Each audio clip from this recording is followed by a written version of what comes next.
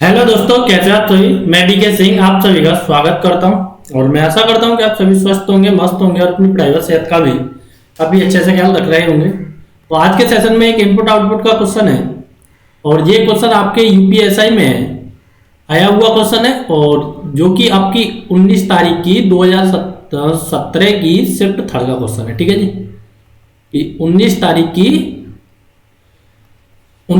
की 2017 की shift third का क्वेश्चन है। तो कैसे क्वेश्चन आया था, इससे पहले मैं एक दो वीडियो ले चुका हूं, उनको भी आप देखेंगे कि इनपुट आउटपुट कैसे यूपीएसआई में आता है और 3 से 5 क्वेश्चन आपको कैसे कंप्लीट करने हैं, 7 से 12 नंबर तक आपको कैसे गेन करना है, वो एक ही टॉपिक से करना है। तो आपको देखते हैं, चलते हैं बिना किसी देरी के।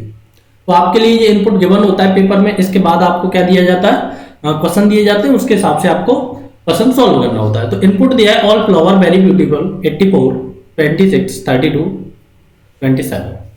तो स्टेप फर्स्ट का मतलब होता है चरण फर्स्ट। चरण फर्स्ट में क्या क्या अरेंजमेंट हुआ है, क्या क्या चेंजेस आए हैं, वो अपन लोगों को देखने होते हैं। तो देखो, एक तो बेरी यहां पर था इनपुट में, बेरी थर्ड नंबर पर था, ये फर्स्ट पर आ गया। ऑल अपनी जगह, फ्लावर अपनी जगह, ब्यूटी अपनी जगह, 84 अपनी जगह, 26 32 और 27। ठीक है जी। अब नेक्स्ट स्टेप में अपन लोगों को देखने हैं क्या चेंजेस हुए। देखो, berry as it is, all as it is, flower as it is, beauty as it is. अब जो 84 था वो मेरा एंड में चला गया। तो मेरे को एक सीरीज पता चला कि एक में मैं अल्फाबेट अरेंज कर रहा हूँ और एक में मैं नंबर अरेंज कर रहा हूँ। एक में मैं अल्फाबेट अरेंज कर रहा हूँ, एक में मैं नंबर अरेंज कर रहा हूँ। तो जो मेरा फिफ्थ चरण है, लास्ट स्टेप है, इसे देख के मेरे को पता लगेगा कि ये नंबर और अल्फाबेट अरेंज कैसे हुए हैं। तो आप देखेंगे कि अल्फाबेट डिक्शनरी ऑर्डर में, डिसेंडिंग ऑर्डर में अरेंज हुए। पहले बी आया, फिर एफ आया, फिर बी आया, फिर ए आया। अब नंबर देखेंगे आप कि देखो, पहले 26 27 32 84। तो नंबर असेंडिंग ऑर्डर में और अल्फाबेट डिक्शनरी के डिक्रीजिंग ऑर्डर में अरेंज हुआ है। ठीक है जी। तो इस प्रकार से आपको एक पैटर्न पता लग गया कि जो भी चीज है कि एक चरण में एक तो केवल एक ही चेंज करना है। देखो, पहले चरण में अल्फाबेट का चेंजेस आया है केवल, अगले में नंबर का आया है, फिर से यहाँ पर अल्फाबेट का, नंबर का और अल्फाबेट का। ठीक है जी। तो अल्फाबेट, नंबर, अल्फाबेट चेंजेस करने हैं। तो देखते हैं क्या क्या करना है और कैसे कैसे करना है। चलते हैं अब नेक्स्ट की ओर। ठीक है जी। तो ये क्या है आपके लिए, एक इनपुट दिया है 92। ये आपके लिए इनपुट दिया है 92 46 cake all best 35 81 beauty 24 length. ठीक है जी।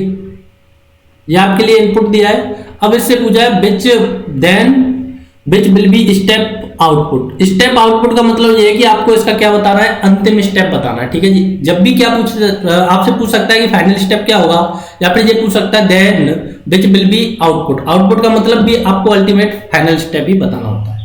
तो आपने देखो पहले वाले स्टेप में क्या किया, अरेंज किया है कि अल्फाबेटिकली जो सबसे बड़ा है, कहने का मतलब ये है कि बी सबसे बाद में आना था, वो सबसे पहले अरेंज किया है।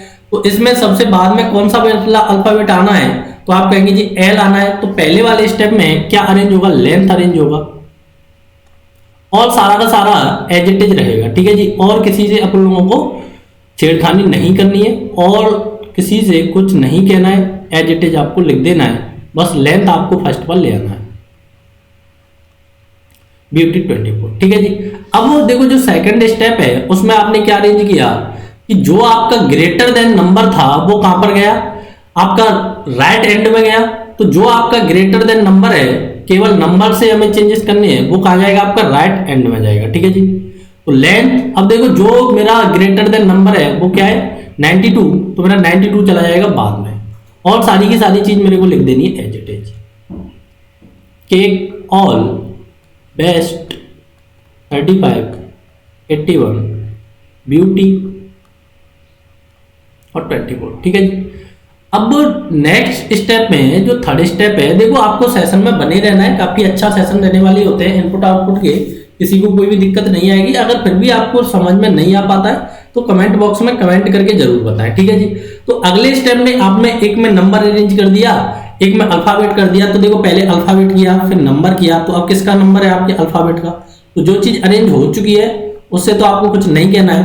तो आप देखेंगे कि केक ऑल बेस्ट और ब्यूटी में अल्फाबेटिकली सबसे अंत में कौन आएगा, तो केक आएगा। तो जो स्टेप थर्ड है उसमें क्या अरेंज होगा मेरे भाइयों, केक अरेंज होगा, और सारा का सारा step as it is. 35, 81, beauty, 24, 92। ठीक है जी। अब क्या अरेंज करना है आपको, अब मेरे भाइयों स्टेप 4 में आपको क्या अरेंज करना है, नंबर अरेंज करना है। तो लेंथ, केक, अब जो सबसे बड़ा नंबर है वो क्या है आपका 81। तो जो सबसे बड़ा नंबर है वो है आपका 81। तो जब तक अपन लोग इसको एज इट इज रखते हैं, बेस्ट 35, 81 अरेंज होगा तो यहाँ पर ब्यूटी आ जाएगा। देखो 24 एज इट इज, तो 81 अरेंज हुआ, 92 अपनी जगह। ठीक है जी। तो ये आपका स्टेप 4 हो चुका है। अब चलते हैं स्टेप 5 में। स्टेप 5 में क्या अरेंज होगा मेरे भाइयों, नंबर अरेंज हो गया तो अब अल्फाबेट अरेंज होगा। तो लेंथ, केक, तो ऑल, बेस्ट और ब्यूटी में डिक्शनरी ऑर्डर में सबसे बाद में कौन आएगा, बेस्ट आएगा। तो यहां पर क्या अरेंज करेंगे आप, बेस्ट अरेंज करेंगे। 46 ऑल, 35 ब्यूटी, 24 81 92। अब 6 स्टेप में आपको क्या अरेंज करना है, आपने अल्फाबेट अरेंज कर दिया तो नंबर अरेंज होगा। तो लेंथ, केक, बेस्ट। अब देखो कौन सा नंबर मेरा सबसे बड़ा है, मेरा अब देखो ये और ये नंबर बचे 81 और ये अरेंज हो चुका है। तो आपका कौन सा नंबर सबसे बड़ा है, 46 है। तो 46 अरेंज होगा। 35 ब्यूटी, 24, यहां पर क्या आ जाएगा आपका 46 81 92। ठीक है जी। 7th स्टेप में क्या अरेंज होगा, 7th स्टेप में मेरा अल्फाबेट अरेंज होगा। तो लेंथ, केक, अब देखो बेस्ट तक अरेंज हो चुका है। ऑल और ब्यूटी में कौन पहले आया, हाँ अल्फाबेटिकली कौन बाद में आएगा, तो ब्यूटी बाद में आएगा। तो यहां पर ब्यूटी, ऑल, 35 24 46 81 92। ठीक है जी। अब लास्ट स्टेप में केवल मेरे को क्या अरेंज करना है, अब मेरे को नंबर अरेंज करना है। तो देखो length, cake, best, beauty, all. अब देखो मेरे को 35 अरेंज करना है तो 24 इधर आएगा, 35 इधर चला जाएगा, 46 81 92। अब देखो 9 स्टेप आएगा तो उसमें आप अल्फाबेट अरेंज करेंगे।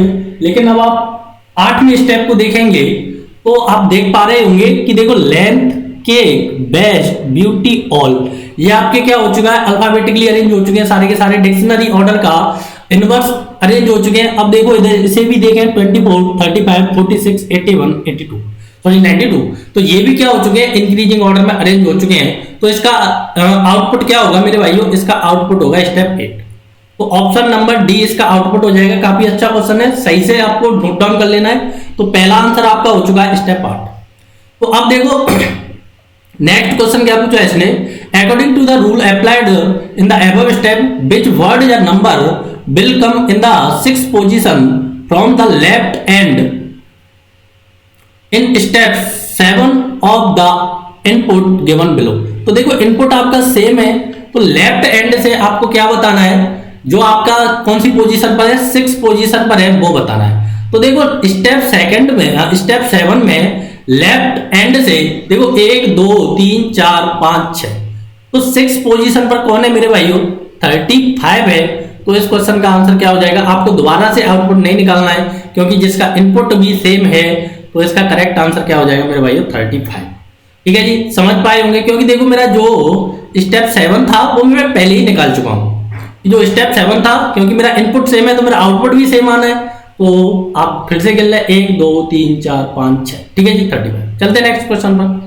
अब ये है कि देखो स्टेप कौन सा, above which option will be step 8 from the input given below. अब आपको इसका 8th स्टेप बताना है। ये आपके लिए इनपुट दिया है, लेकिन आपके साथ देखो अगर आप इस पेपर में होते 19 तारीख के 2017 के पेपर में शिफ्ट 3 में, तो आपके लिए एक अच्छी बात क्या होती कि केवल आपको इनपुट दिया था तो आउटपुट केवल एक ही बार अरेंज करना था, एक ही बार अरेंज करना था। एक ही बार के इनपुट से आपके 3 क्वेश्चन सॉल्व हो पा रहे थे। ठीक है जी। अब आपको क्या बताना है, इसका स्टेप 8 बताना है। तो स्टेप 8 आप निकाल चुके हैं कि पूरा का पूरा ये वाला अरेंजमेंट है।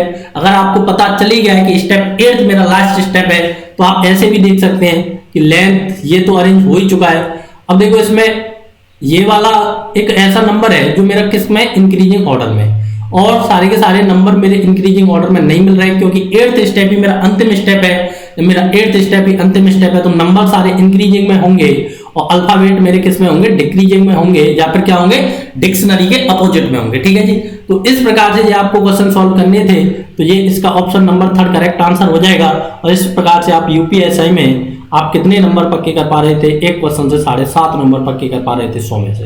तो आप अंदाजा लगा सकते हैं मेरे दोस्तों कि आप 7.5 नंबर अगर एक ही टॉपिक से कंप्लीट कर पा रहे हैं, वो भी इतना आसान टॉपिक की जिसे केक वॉक के नाम से जाना जाता है कि यूपीएसआई के लिए इनपुट आउटपुट क्या होता है, केक वॉक होता है। लेकिन ये उन्हीं लोगों के लिए होता है जो इसे सही से पढ़ते हैं, सही से नोट्स बनाते हैं और सही से यूपीएसआई के इनपुट आउटपुट की प्रैक्टिस करते हैं। तो अगर आपको सेशन से थोड़ा भी फायदा होता है तो सेशन को शेयर जरूर करना है और उन लोगों के पास जरूर पहुंचाना है जिन लोगों को वास्तव में यूपीएसआई आपके क्रैक करना है और जिन्हें अपने जाकर 2 स्टार लगाने हैं। ठीक है जी, तो thank you for watching, take care, bye bye, मिलते हैं अगले सेशन में।